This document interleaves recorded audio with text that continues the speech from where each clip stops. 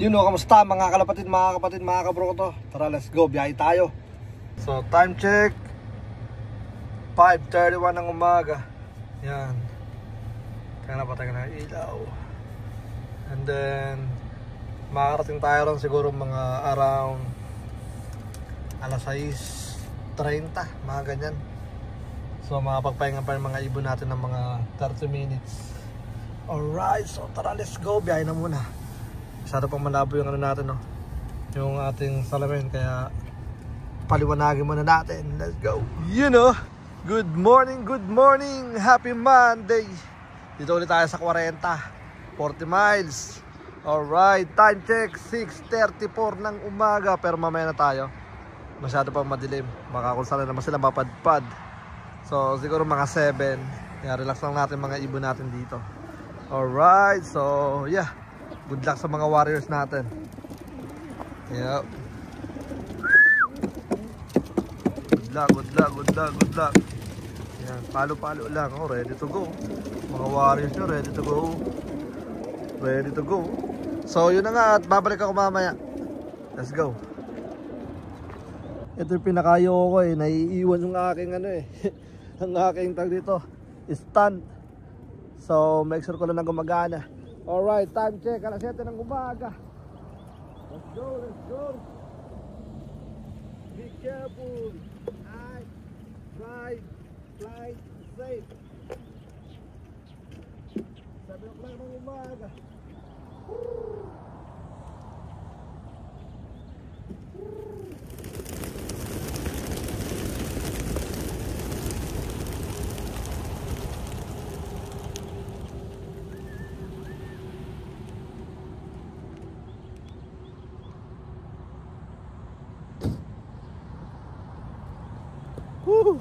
Grabe, ganda na naman ang ano natin, release natin mga tol.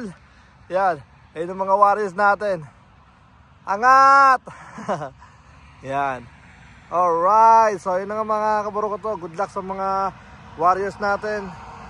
Sana maka-uwi sila ng safe. Meron naman 3 ngayon, no? 3 nakahiwalay. Yan. So kahapon may mga di tayo umuwi. So sana umuwi sila ngayon. Yan, ito may wali na naman. Alas 7 ng umaga. Yan. Kahapon ang bibilis. Grabe yun, no? Dire-diretso yung isa, oh. Mukhang alam niya na pauwi, ah. Oh, dire-diretso.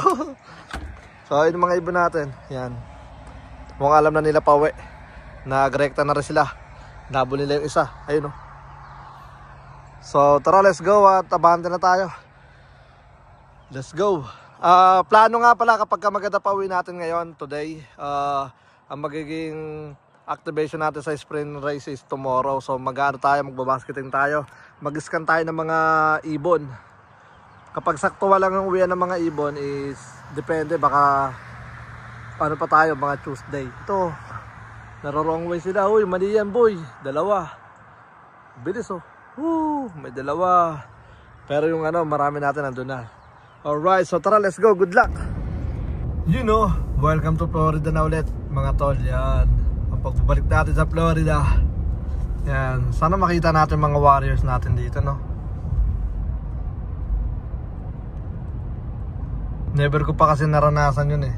I mean, naranasan ko na 1 time siguro. Pero yung pauwi ka, makikita mo yung mga warriors mo nalipad. Same ano kayo, same way kayo ng dinadaanan. Grabe, napakalupit nyo yun. Sana mangyari yun. Alright, drive na muna tayo. Let's go. Wala, di na talaga natin na matitsempohan siguro. Grabe. Nakatingin na tayo sa Himpapawid. Pinagtataka ko, ano eh, dapat tumadaan din sila kung saan ako nadaan para sabay-sabay lang kami. Pero good news nga pala mga tol, 2 beses na tayong inuunaan ng ating mga warriors. So ibig sabihin is a good sign na pwede na, I mean, not good sign naman talaga noon pa. Sinubukan ko lang talaga sila sa 25 miles sa right shoulder headwind. Sinubukan ko lang kung kaya nila, kasi nilapitan ko lang talaga. Dito sa malawak meron kayo lumilipad. Wala rin dun. Asan sila? Baka naiwanan ko na sila, no? Pero malabo na una. So yun nga, sinubukan ko lang naman sila sa 25 miles kung kaya ng kung kaya nila yung headwind. Pero yun nga, nalagasan tayo doon ng mga ng mga 20 yata. Grabe. Pero okay lang, ganun talaga. Kasi sino ba namang may gusto ng i-activate mo lang yung ibon mo tapos wala siyang ipapakita para sa'yo, di ba?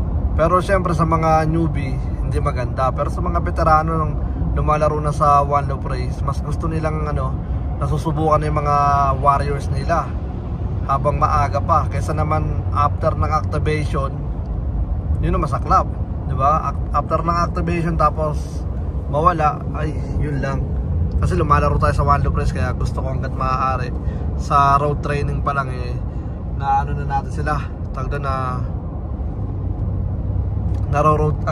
nasusubukan na kaagad hanggat maaari, para syempre before activation at least yung ibon na nagano na siya, working na siya talaga, working training.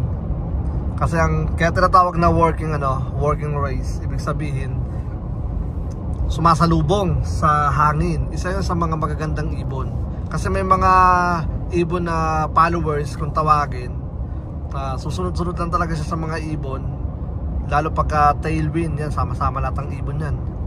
Pero kapag headwind o left shoulder o right shoulder, depende kung saan papunta yung hangin, dyan na pumapasok yung mga magagaling na ibon, dahil pinipilit silang itulak sa pa-right habang ang kanilang bahay is papunta sa headwind. Kumbaga parang tinutulak sila papunta sa right, syempre kailangan nila lumaban hanggang sa nagiging headwind na yung lipad nila.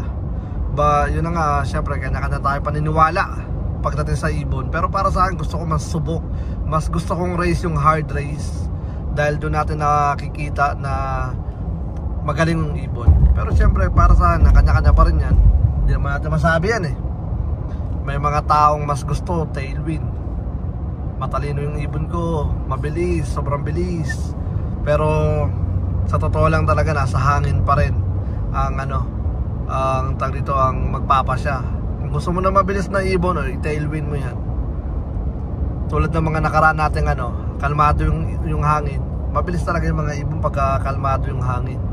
Kasi nakalipad sila na maayos, wala sa kanilang bumubulabog, di sila tinutulak patras. Hindi katulad ng headwind, grabe yun, tutulak ka talaga patras hanggang sa mangalay ka na, di ba? Ang makakatagos na lang din yung mga mauutak, di ba? So hanggang ngayon kaya ako tumambay, nagsalita, dahil nahanap ko yung mga ibon natin kung saan sila dumadaan. Wala man lang makita kahit isang grupo, maliit lang, mga 5, wala. Siguro sa side sila dumadaan, ayaw nila dito sa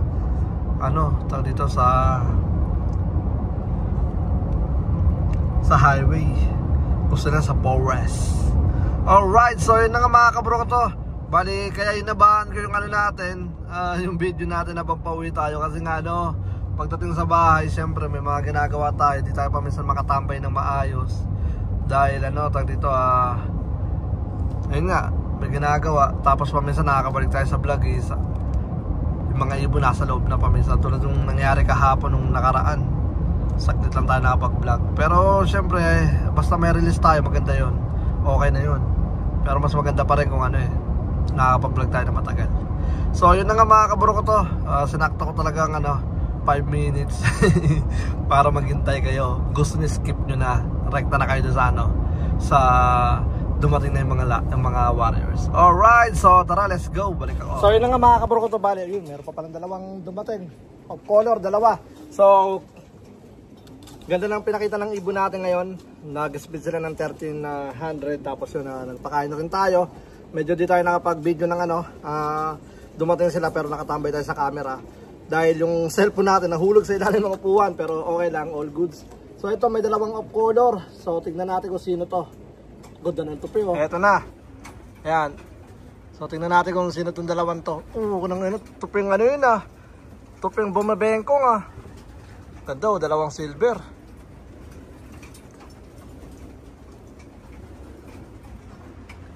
Yan na, bababa na yung mga yan. So tingnan natin kung sino itong dalawang to. Yan. Tayo lang natin bumaba. Ayun, lumipad pa. Natakot. Alright, ito parang si ano to si Butas. Kung di ako nagkakamali. Ay hindi, iba to. Ganda oh. Oh yan, si Butas yata. Yeah, si Butas nga yata, ang ganda. Ay hindi, ang ganda ng pagkakasilver na ito. Ang ganda oh. Alright, so tingnan natin kung sino itong dalawang to. Pagpasok, let's go. Ganda na, ngayon ko lang nakita yun O dahil sa ngayon lang sabay na may yung silver. So tingnan natin kung kanina yung mga tol. Ang ganda. So yun nga, shoutout nga pala kay 717 Happy House, pati kay Pader. Grabe, napakagandang ibon dalawa. Kung di ako nagkakamali, yung 717 Happy House is bata ni ano yun, ni AG Love. Shoutout nga pala kay AG Love. Alright, so yun na nga kulang ba tayo ng mga I think 5 or 6 na naman. So tingnan natin kung nasa na yung mga ibon na yun. Mukhang malayo yata yung dinadaanan nila. So maaga pa naman, 9. So nagpakuha na tayo ng 7. So 2 oras pa lang silang lumilipad. So tingnan natin mga tol at dito possible na depende mamaya kung sisipagad ako mag-basketing or papahinga ko sila ng 1 day. So depende mamaya kasi di pa tayo natutulog. So depende sa pagising natin. Kapag maaga tayo nagising, basket natin sila kasi magla-live tayo. So tawag dito mas okay kung gising na gising tayo pag nag-live kasi nga medyo nakakapagod yung madami-dami itong ipapakita natin sa natin tawag dito sa camera. So yun na nga, tara let's go. At tinatawag na ako na ito, tingnan nyo. Bossing, di pa ako nainom. Ito kay Pader. Yan. Ayun naman kay kay 717. Alright, so yun na nga, tara let's go. At asikasuhin ko na muna yung mga late camera natin mga tol. Yan. Kay Razor, kay Amazing Grace, kay Pader, kay 717 House, tag dito, House, Happy House. Yan. Yan Ito yata kay Razor Hindi ko lang sigurado. Yan. Ito yung mga late camera natin. 1, 2, 3, 4, 5, 6. Ang pinakamaganda rito, nag-uwihan sila ng solo-solo. So possible na may umatake around the flight nila pa uwi rito. So ngayon, kulang pa tayo ng 9 yata. So hintayin lang natin sila, ang mga pasaway. Bahala kayo dyan. Ayaw nyong umayos, yari kayo sa inyong mga amo. Yan. Pero para sa akin maganda, habang malapit pa lang, natututo na silang lumipad na mag-isa. Yan. Pampalakas ng loob sa mga amo But yun naman talaga ang reality. Kapag marunong umuwi yung ibon nyo na mag-isa, pagdating sa race niyan, pag malayo na, na siya, confidence na siya, buo na yung kanyang loob na maglakbay na mag-isa. Ganyan naman ang buhay Kailangan marunong ka mag-solo.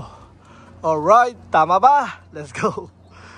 So yun na nga mga kabro ko to, bali napakain na natin ng mga warriors natin. So ngayon, ang gagawin natin is dadampot tayo ng mga ibon para maipakita sa inyo. Medyo may mga kulang pa tayo, siguro mga 6, pero tingnan natin kung uuwi pa sila. Welcome sila rito. Hindi, joke lang. So yun na nga, tara let's go at nagpakain na nga tayo. And then, ang una natin na dampot ay sino to? Grabe, bochog.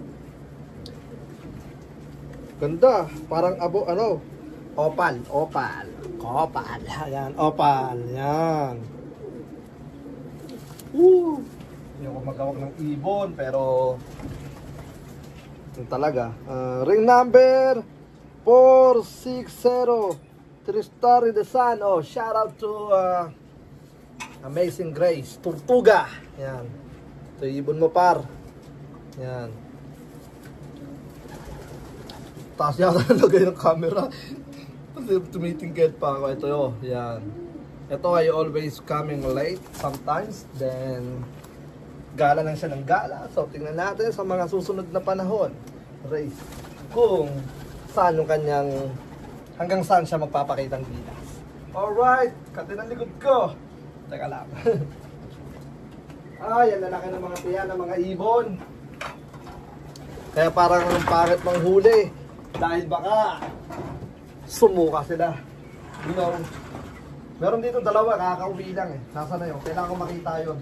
Para, ano tawag dito, may separate dahil di pa kumakain yung kawawa naman. Pero madali ko na naman makikita yan kapag tinignan ko sa mata. Ito. Ay. Tama ba yun? Ito na lang. Come on. Alright. Alright. Ring number 22801. Blue bar. Mali talaga yung ano ko eh. Mali talaga yung setup ng camera. Yeah, blue bar. Yep. Pogi oh. Bochog. Binubochog ko talaga itong mga to kada umaga kasi papahinga sila para bukas gutom na ulit sila. Yan. So tulad yan ang sinabi ko, di ko pa sigurado kung bukas yung ating activation na activation sprint race dahil matutulog pa ako. Pero tulad nga ng right now is ano oras ba? 10:45. So tingnan natin dahil kakain pa tayo. Basta magulo si Brown G. Alright, so sino pa? Tara, magpakita na kayo. Ito. Come on. Ito mga nandito, mga natira, mga warriors na to mga tol. Ito yung mga warriors na umuwi ng isa-isa. Alright, ito naman ay blue bar. Bochog. Bochog pa mga bochog kay lata. 22825. Bata rin yata ito ni Pater yung kanina. Yan ang mga ibon mo par. Kaya lang. Pahangit mo hawakan dahil busog. Easy. Ganito kumawak ng ibon, pa-easy sila. Yan. Yung mga ibon mong mga pasaway, kapatid.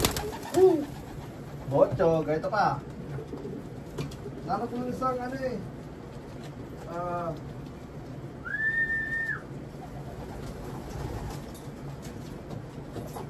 Bochog. 48347. 48437. Blue bar. Gondo. Yan. Kanino ka? Teka lang. Yan. Gusto ko sana picturean to isa-isa bago tayo mag-activate sa sprint race, pero ang problema ko is napakalaki. Hindi ko kayang, uy, sino yun? Yo, may umuwi. Blue bar. Pasok. Come on. Pasok. Ngal. Halatang walang nganto. Walang tigil sa liparan. Yan, pasok. Yan, ngal. O, ayan o. Saan ka napadpad? Napol ka siguro ng kalaban o. 4 hours sa liparan. Matindi. 7, 8, 9, 10, 48. So almost 4 hours. Yan. Malayo na padpad yung pasaway na yan. Pangano siya? Pangano ba siya? Pang 32. Pang 233. Yan. Alright, tara, kuha pa tayo. Ay.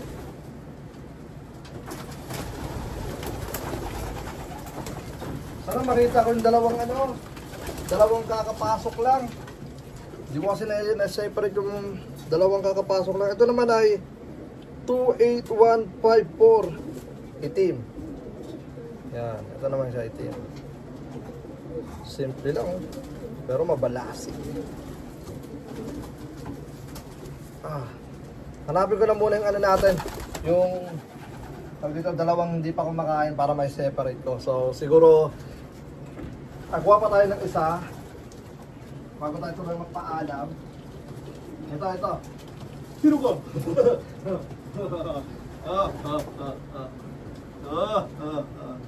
May nalibot ko ba? Yan. Ring number 24804. Yan. Silver. Yan. Mga matitibay na ibon. Tingnan natin kung hanggang kailan kayo. Pakita nyo kung sino kayo. Ito, meron siyang ano, meron siyang clip ring. Ayan. Shoutout kay South Bama. Nailang ako tanggalin dahil baka mapilay. Kasi nilagay niya ano, tawag dito yung alloy.